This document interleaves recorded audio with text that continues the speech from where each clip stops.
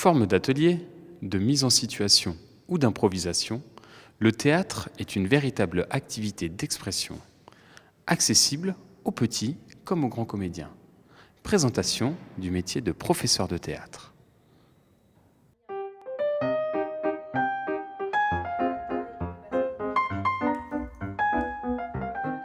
Le métier de professeur de théâtre, c'est enseigner l'art dramatique, c'est-à-dire devenir comédien. Il y a 3 étapes.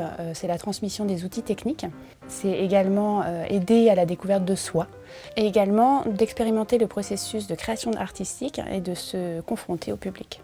J'ai commencé très jeune dans un club d'impro, j'avais 14-15 ans, ensuite je suis entrée dans une troupe de théâtre amateur pendant 3-4 ans et j'ai passé mon bac, j'ai fait une prépa, ensuite je suis rentrée en études théâtrales à la Sorbonne Nouvelle, j'ai fait une licence et en parallèle j'ai fait des études de comédienne dans une école qui s'appelait le Studio Alain de Bock.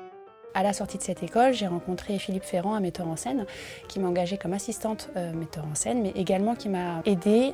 Il m'a proposé d'être apprentie comédienne en compagnonnage. Donc pendant plusieurs années, j'ai accompagné le travail professionnel de cette compagnie, jusqu'à ce que je vole de mes propres ailes.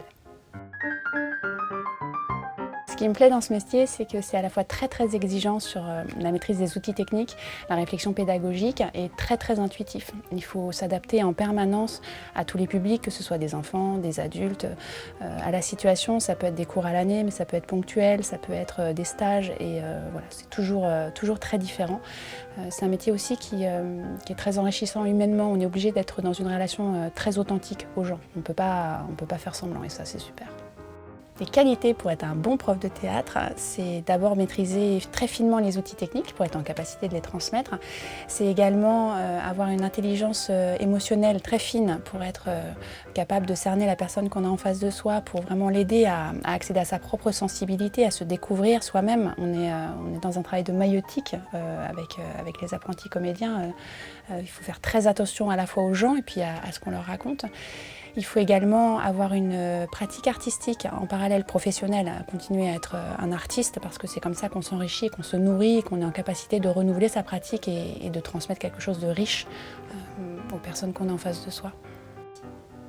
Ce que je dirais pour donner envie de s'engager dans ce métier, c'est que d'abord, qui n'enseigne rien n'apprend rien et que c'est un apprentissage extraordinaire. Et surtout, que c'est une grande joie que de voir tout à coup dans les yeux du comédien qu'on a en face de soi arriver la conscience qu'il y est, qu'il a ouvert les vannes, qu'il a découvert la maîtrise de sa sensibilité, qu'il est capable d'en jouer. Et ça, c'est formidable.